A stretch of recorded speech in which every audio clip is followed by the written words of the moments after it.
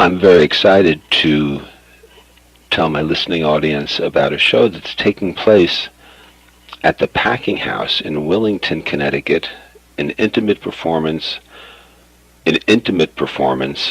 with Tom Rush. It's going to be Saturday, April the 13th. There will be an afternoon show at 3:30 and an evening performance at 7:30. Snacks will be available, but you're welcome to BYOB. That goes for food as well. This is a benefit concert to support the Eastern Connecticut Center for History, Art, and Performance, known as EC-CHAP for short. They are an important cultural resource serving communities and visitors to Eastern Connecticut and beyond. The Packing House is located at 156 River Road, also known as Route 32 in Willington, Connecticut. Tickets are available in advance, online, or at the box office, as well as at the door. For ticket info, call Tom at 518-791-9474. Well, I'm very excited, folks. Very excited to tell you that on the line with me right now is singer-songwriter Tom Rush. Tom, hi, how are you? I'm living the dream. How about you, Steve? I'm living the dream as well. Welcome to Words and Music. Well, thank you. You are a tremendous storyteller. You've got a razor-sharp wit, very dry sense of humor. You'll have an audience laughing 1 minute and quietly crying the next with songs like The Circle Game. We're very excited in this corner of Connecticut to have you stopping by on April 13th at the Packing House.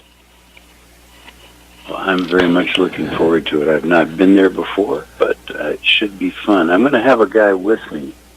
We should plug Matt Nicola. Yes, yes. My accompanist, but is also a brilliant musician, songwriter in his own right. Multi-instrumentalist.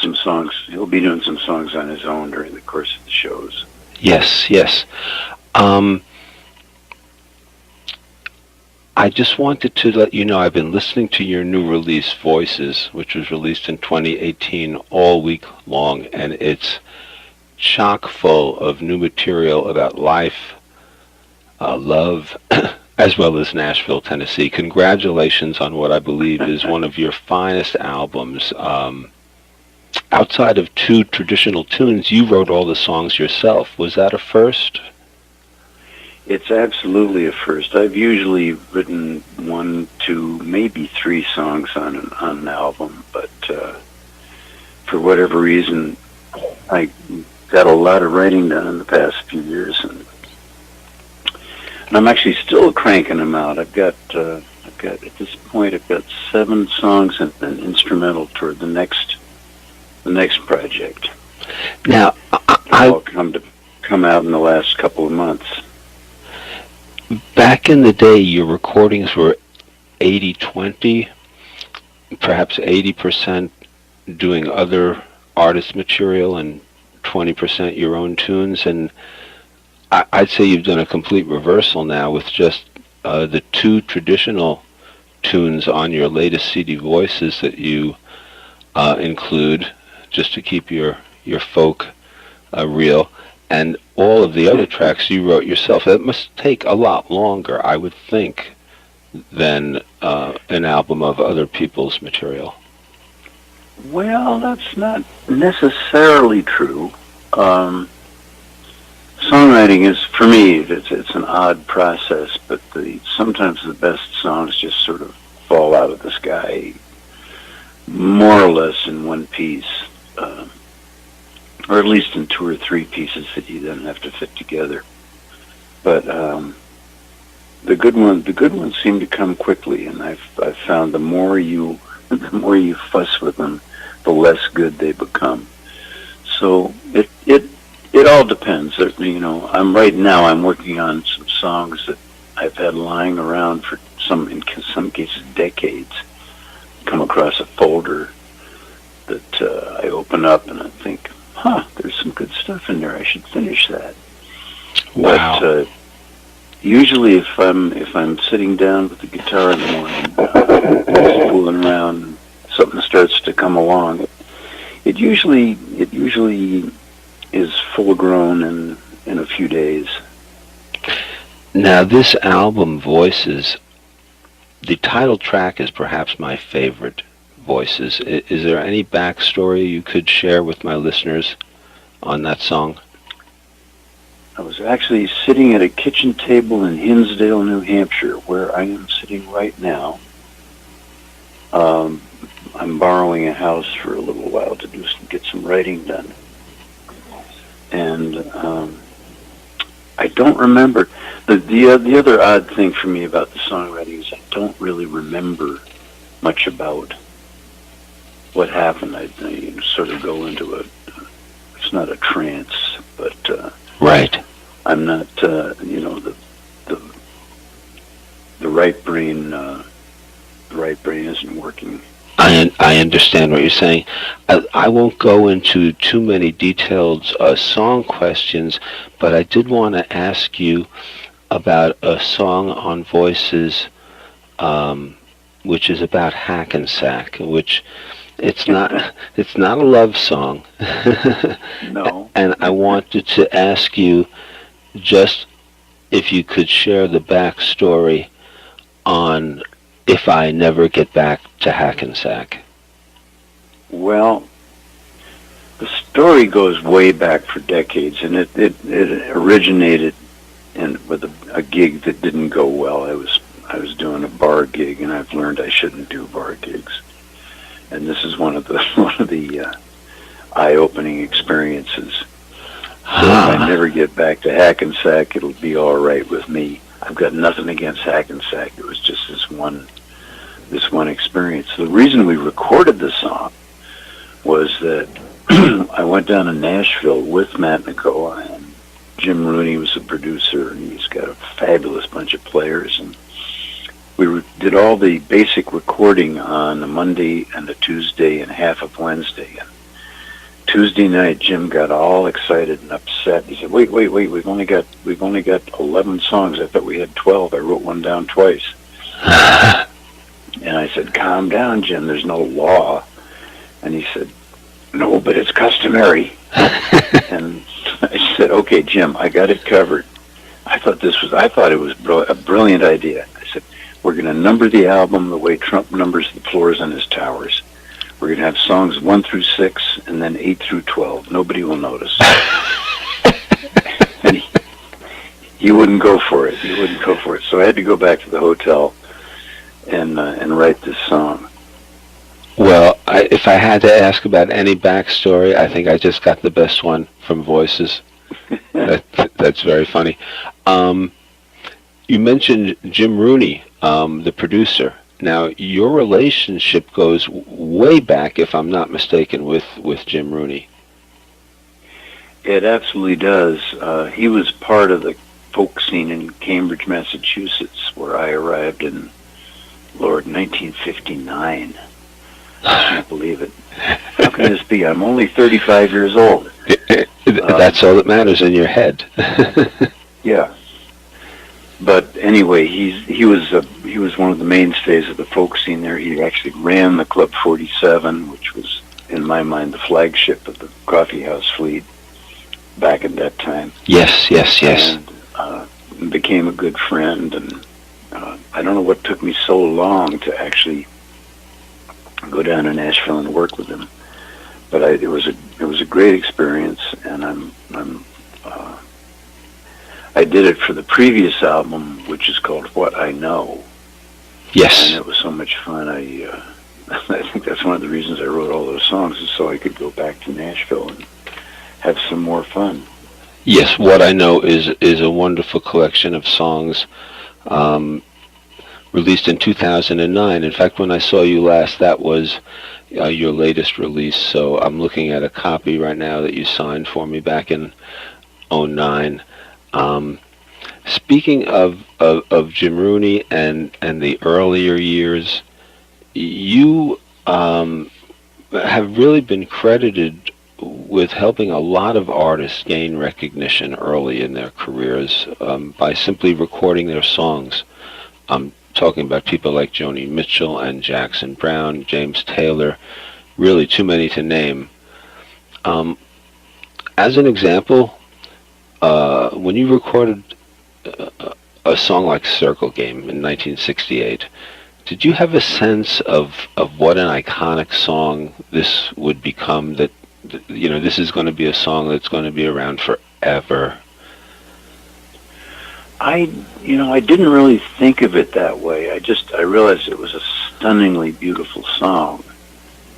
But I later came to appreciate that, and the other song, one of the other Joni songs I did on that album was The Urge for Going. Yes. Which is about the coming of winter. And I now appreciate that those songs will be relevant and precious as long as winter comes. As long as there are seasons. Grow up. That's right. That's right. For me, one of the joys of doing these interviews is it gives me an opportunity to go back and read all the lyrics to the songs. And, I had heard Urge for Going for so many years, but if you had asked me, true or false, is it about the change of the season to winter, I wouldn't have remembered until I sat down and reviewed it and realized like you described it, what a stunning song it is. Well, it also it's gotten richer, I think, with age, because now I realize it applies to getting older. Yes. Not just the changing of the seasons, but getting older. I played at a memorial gathering for a dear friend, and that was a song that her husband wanted me to do as a goodbye. Oh, must have been very apropos. I'm sure. I could barely get through it. I bet. You've said that writing is hard work. I avoid it whenever possible, and I find it possible to avoid way too much. Is it harder, which I thought was, really clever, is it harder I don't remember saying that. Is it harder today than it was in the beginning, or do the years of experience almost make it easier? Well, I think it's easier in that I don't get so uptight about it. I'm not thinking, oh, my whole career hangs on hangs in the balance here. It's become more, a little more recreational. But I do find that, for me, the key to it is doing it every day, and I'm trying to set aside every morning. I turn off my phone. I don't check my email. I don't do anything else until noon. I have to sit there and work on songs, and I've got a stack of them done to one extent or another. And then, as I mentioned earlier, 7 more or less finished, plus an instrumental. Although finished has to be in quotes, because I don't think you can think of a song as finished until you check it out in front of an audience. Right. That's where you find out right away, oops, it's too long, or the chorus should come sooner, or whatever. Right. We are speaking with Tom Rush. For anyone who's just tuned in, Tom is going to be doing a show right here in Willington, Connecticut, and I'm so looking forward to it. It's going to be on April the 13th. Tom is kind enough to do 2 shows. An afternoon show, I believe, is 3:30, and the evening show, let me look at the time here, is 7:30. They are located at 156 River Road in Willington, Connecticut. And you can go to tomrush.com. There will be a link there. Excellent. In the liner notes for Voices, which is Tom's first studio project in almost 10 years, you talk about a moment when your keyboardist, Matt Nakoa, who is going to be joining you for the show on the 13th, he asks for another take because he felt he could do it better. How did that go? We were recording. The song was Elder Green, actually the opening song on the album, and the engineer and Jim Rooney, the producer, wanted an organ riff, and we'd already cut the basic track, so they said, Matt, go in the studio and get on the organ, just do a big sweep up and then a sweep down. So Matt went in and said, what? I said, okay, well, I'll do it. And he did it. And they said, we got it. And Matt said, wait, what did I just do? I don't know. If that's what you want, I can do it better. And that's one of my favorite moments in the whole sessions was that Fergie, the engineer, comes back on and says, Matt, we ain't making music for musicians. That's great. That's great. Yeah. I love that. I love that. Rolling Stone magazine credits you with ushering in the era of the singer-songwriter. Speaking of those years, did you do radio yourself during the Cambridge period? I had a show on Harvard's little FM station. It's a 30-minute show on Wednesday evening, perhaps, where I had live guests come on the show. No kidding. And it actually was kind of it was the beginning of that slippery slope, because I had to go around to the hootenannies, what they now call open mics. Yeah. To recruit people to come on the shows. And I discovered you could get in for free if you had a guitar with you. And then I discovered you could get in for free if you had a guitar case. And so I'd put a six-pack in the guitar case and head out to the hootenannies, and I got caught one time, and they said, get on stage, and I had to borrow a guitar. And it was... I don't remember what I did. I was so nervous. I actually have a friend who was there that night who said I was pretty good. But anyway, the owner called me up a week or so later, and somebody was sick and asked if I'd come down and, do a show. And so I was the substitute vocee for a little while. I think gradually started getting my own nights. Even if you hadn't gotten caught with the beer in your guitar case, I think it might have happened sooner or later. You never know. Well, the first paid gig I ever got was a place called the Salamander, and a friend of mine played flamenco guitar there, and he was going to go to Spain and live with the gypsies, which didn't work out. But he asked me if I'd like to take over the gig, and I showed up the first night, and I played and sang over in the corner, and everybody seemed to be enjoying it. And I thought, well, this is cool. And at the end of the night, the owner gives me my $10 and says, you're fired. Oh, no. We won't need your services anymore. And I said, what happened? I thought everybody was enjoying it. He said, that's the problem. They're supposed to be having conversations and playing checkers and chess, and they're listening to you instead. And that's not what this place is all about. He was quite upset. But it must have been real validation for you. Well, it's been downhill ever since.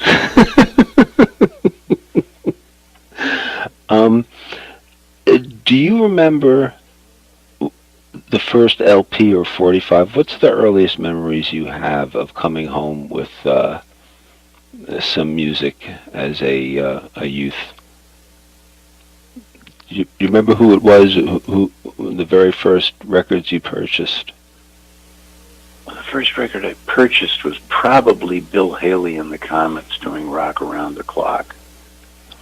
That's very interesting. You're not the only person who has told me that. So that song was a monster hit at the time, because I've heard that from a lot of people.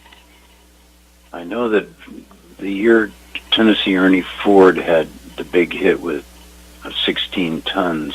Yes. I think 8 people gave it to me for Christmas.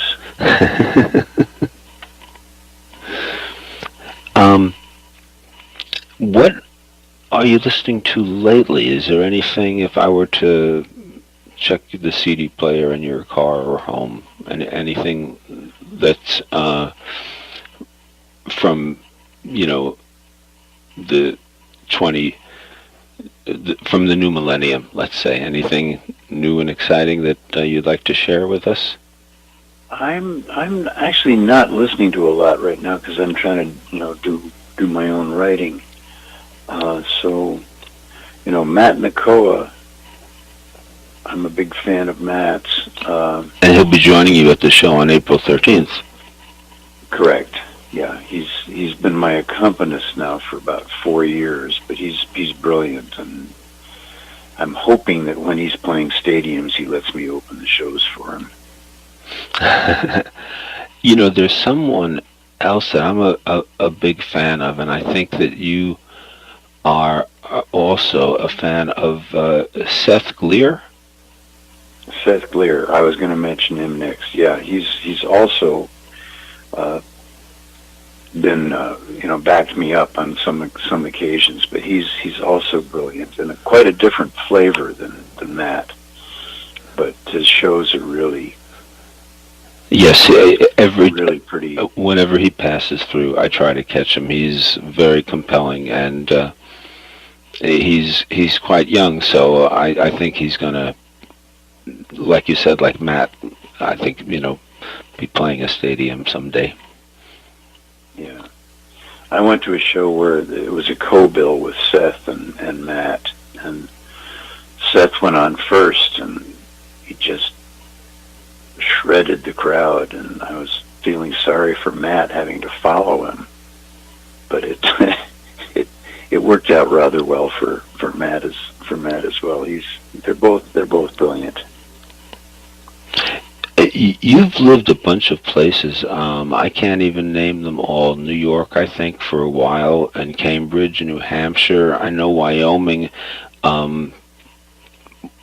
Do you move a lot? Is that because it's such a stressor moving? And I was going over your CDs, and you got wonderful liner notes. You talk about where you are and what you're doing, and it just seems like you move an awful lot. It's this witness protection program, Steve. It's not as much fun as they make it sound.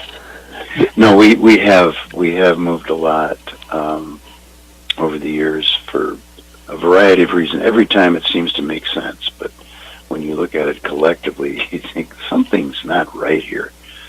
Well, anyway, yeah, there's been New Hampshire. Went from New Hampshire to Wyoming to California, back to Wyoming, back to New Hampshire to Vermont to Massachusetts. Do you have Maine? Do you have a favorite place where you've lived? I've liked them all. We had a very, very special place in Moose, Wyoming for a while, where we lived in a log cabin that was an in-holding in the Grand Teton National Park. No neighbors. Oh, sweet. 180-degree view of the Teton Range, and bison and elk and deer and moose and antelope in the yard, and that was pretty special. That is nice. That is nice. We're talking with Tom Rush, who was kind enough to take a little time for us this afternoon to talk about his new CD, Voices, as well as his performance at the Packing House in Willington on April 13th, 2 shows at 3:30 and at 7:30. There's a question I wanted to make sure I got in before I let you go.